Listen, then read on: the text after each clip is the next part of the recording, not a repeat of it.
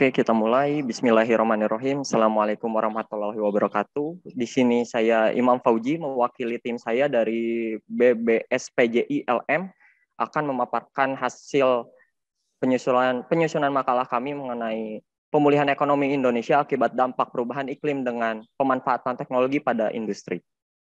Oke, latar belakangnya.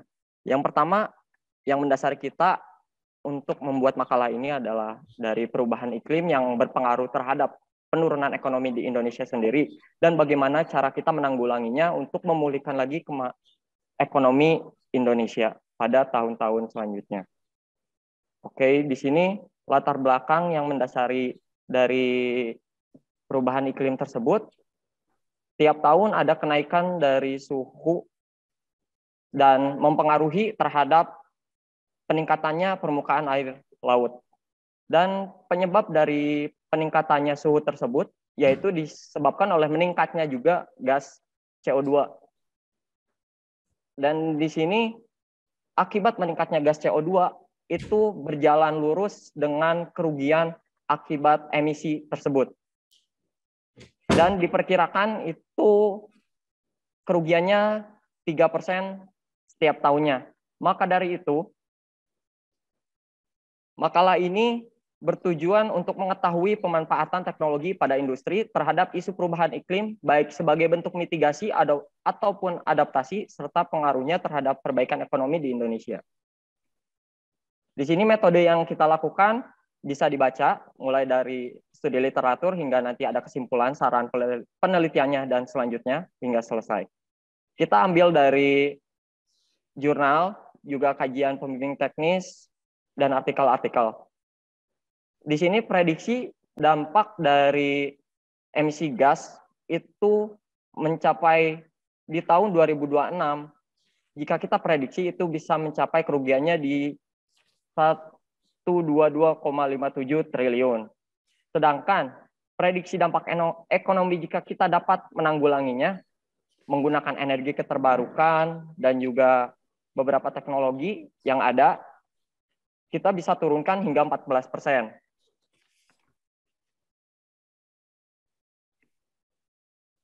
Dan di sini hasil dan pembahasan yang kita lakukan, pengaruh emisi gas CO2 terbesar, penyumbangnya yang terbesar itu ada batu bara yang dapat kita mitigasikan, dialihkan menggunakan panel surya dan geotermal. Kita tahu Indonesia merupakan negara tropis yang mendapatkan penyinaran matahari dengan jumlah yang melimpah, dan Indonesia juga merupakan salah satu negara dengan sumber daya panas bumi terbesar di dunia. Sehingga tidak ada kata tidak mungkin untuk bisa menggapai itu semua. Lalu yang kedua, teknologi mitigasi yang kedua yaitu mengubah bahan bakar fosil, solar, bensin untuk kendaraan menjadi kendaraan listrik. Solar dan bensin juga merupakan salah satu penyumbang besar emisi gas CO2. Kita tahu Indonesia juga memiliki kandungan nikel terbesar di dunia, maka dari itu Indonesia harusnya bisa untuk memajukan industri mobil listrik yang sedang dikembangkan oleh Bapak Presiden kita. Dan untuk teknologi adaptasinya, kita ubah sistem yang dulunya konvensional menjadi industri 4.0 yang sedang kita coba untuk lakukan. Kita tahu sistem industri 4.0 itu memiliki potensi yang sangat besar. Bisa dapat diefisiensikan proses, sehingga energi yang dibutuhkan menurun, mengurangi dampak lingkungan, juga dapat terintegrasi secara real time, sehingga data yang didapatkan akan lebih transparan, aktual, dan cepat. Mengambil tindakan segera dalam menanggapi perubahan kondisi pasar akibat perubahan iklim. Maaf, Nak, waktunya kurang 1 menit. Oh iya, Bu. Makasih. Dan berikut contohnya, kita tahu di PT Bukit Asam itu ada e-reporting system, itu bisa menghemat konsumsi BBM, lalu ada di Steam Circle Wasting di PT April Group itu juga dapat lebih mengefisiensikan konsumsi energi. Dan di sini ada saran dan kesimpulan. Menurut kelompok kami, dari pemerintah sendiri itu bisa membangun kapabilitas untuk memodelkan risiko iklim dan menilai ekonomi, memperkuat kolaborasi antar industri, juga membuat kebijakan. Untuk industrinya sendiri, memprioritaskan penghentian teknologi yang memiliki padat karbon yang marginal secara ekonomi. Untuk masyarakat sendiri, membangun pola pikir dan perubahan perilaku yang cenderung bertahan setelah krisis, seperti work from home. Kesimpulannya, berdasarkan hasil kajian yang kita lakukan, kontribusi tersebut dapat disimpulkan sebagai berikut. Kerugian ekonomi akibat perubahan iklim diprediksi dapat turun 14% per tahun, yang asalnya naik 3% per tahun. Yang kedua, pemanfaatan teknologi dalam bentuk mitigasi bisa dilakukan dengan energi yang lebih ramah lingkungan seperti penggunaan energi terbarukan seperti kendaraan listrik, panel surya, ataupun geotermal. Pemanfaatan teknologi dalam bentuk adaptasi dapat digunakan dengan transformasi industri 4.0 dengan meningkatkan efisiensi energi dengan memanfaatkan digitalisasi dan integrasi data. Pemulihan ekonomi akibat perubahan iklim perlu adanya keterlibatan semua faktor dalam negeri seperti individu, perusahaan, pemerintah, dan masyarakat. Dan saran dari kelompok kami, walaupun demikian, masih ada permasalahan-permasalahan teknis terkait implementasi teknologi di Indonesia seperti keterbatasan biaya dan sumber daya manusia, hingga kurangnya kesadaran dari pihak manajemen industri untuk implementasi teknologi terbaru untuk mengatasi isu perubahan iklim ini. Oleh karena itu, hal ini perlu dikaji lebih mendalam pada studi untuk kedepannya. Terima kasih, Bu. Sekian. Assalamualaikum warahmatullahi wabarakatuh. Waalaikumsalam warahmatullahi wabarakatuh. Imam Fauji dari Balai Besar SPJI Logam dan Mesin. Terima kasih. Selanjutnya kami mohon arahan dari Ibu Waida terkait pemaparan materi ini. Bu Tati, Pak Ansari, teman-teman, saya pertama kali mengucapkan congratulations ini kepada tim ini. Timnya Mas Imam ini. Bagus banget. Jadi menurut saya teman-teman semua hari ini bisa belajar begitu. Ya tadi saya sama Pak Ansari ngomong ya Bu Tati ya. Bagaimana supaya runut, gimana supaya dari besar dari makro ke mikro. Ini teman-temannya Mas Imam nih dari Balai Standarisasi dan Pelayanan Jasa Industri Logam dan Mesin baru saja menyampaikannya kepada kita gitu. Jadi menurut saya tim ini sudah kerja keras, semuanya rapi, citasinya juga benar gitu ya, alur pikirnya lengkap. Ya, you're entitled to get the high mark ya. Saya tulis seperti itu. Congratulations Bu, no further comment buat saya udah bagus banget. Alhamdulillah. Selanjutnya Pak Ansari Buhari, kami persilahkan untuk memberikan arahan dan tanggapan. Saya setuju dengan Bu Ida bahwa ini salah satu kata yang baik lah ya dari beberapa ini, salah satu yang menurut saya baik, sudah lebih fokus dan lebih terstruktur gitu kaitan ini.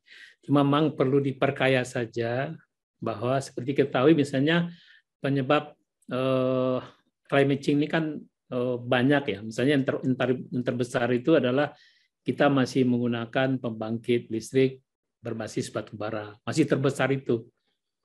Ya, mungkin 80% itu sekian, sehingga memang harus didorong yang tidak lagi menggunakan fosil, tapi apakah misalnya mendorong PLTA ya, sudah mulai dibangun. Yang awal dulu seperti yang mana itu Inalum itu kan menggunakan PLTA, sehingga bisa sangat murah, sangat hemat, sekarang juga di Kalimantan Utara. Jadi PLTA yang lain juga mungkin bisa didorong kalau kita ingin masalah climate change ini bisa kita selesaikan. Itu satu yang saya lihat perlu. Terus yang kedua, betul itu dari aspek yang lain itu adalah kegiatan pada industri juga penyebab yang terbesar, terutama misalnya di industri otomotif. Sekarang kita sedang mendorong bagaimana electric vehicle itu bisa mengganti IC, ya, apa istilahnya internal combustion itu mobil yang tradisional itu. Kita dorong ke sana. Tapi dalam sampai saat ini memang kebijakan baru ditatakan, implementasi belum terlalu banyak berjalan gitu. Tapi saat ini sudah masuk kepada yang sudah dibahas dengan sangat baik oleh adik-adik sekalian. Yang lain saya pikir betul bahwa apa tadi teknologi industri 4.0 sebagai teknologi dalam rangka mengadaptasi itu menurut saya setuju sekali dengan pendapat tadi. yang barangkali juga bisa diadaptasi, apa namanya, yang sifatnya adaptasi itu barangkali konsep industri hijau itu juga menjadi penting. Ya, konsep hijau itu juga mencakup teknologi juga, teknologi bahan baku, teknologi proses, teknologi produk, kemasan dan sebagainya. Mungkin perlu diperkaya ya apa-apa yang tadi sudah disampaikan. Setuju sekali saya sampaikan. Kemudian juga tadi di makalahnya disebut juga baja banyak menggunakan koks sebagai bahan bakar yang sangat karbonnya sangat tinggi, sehingga perlu didorong. Kalau kita yang punya yang terbesar itu kan KS. KS itu dulunya sebenarnya menggunakan gas. Tapi karena gasnya digunakan untuk yang lain, akhirnya dia kembali lagi ke batu bara. Ini sebenarnya harus kita hindari. Bagaimana kita mendorong penggunaan gas itu lebih hemat daripada, lebih aman, lebih safe daripada penggunaan batu bara. Jadi harus kita lihat industri-industri yang memang lahap energi ya, terutama yang menggunakan energi fosil, itu harus mulai dipikirkan teknologi penggantinya. Saya tadi sudah lanjut satu besi baja. Mungkin masih ada sektor-sektor lain yang juga bisa kita dorong untuk pindah dari yang fosil kepada yang non-fosil. Demikian saja, saya apresiasi makalahnya adik-adik ini. Terima kasih, saya kembalikan ke Bu Tati. Terima kasih Pak Ansari, luar biasa.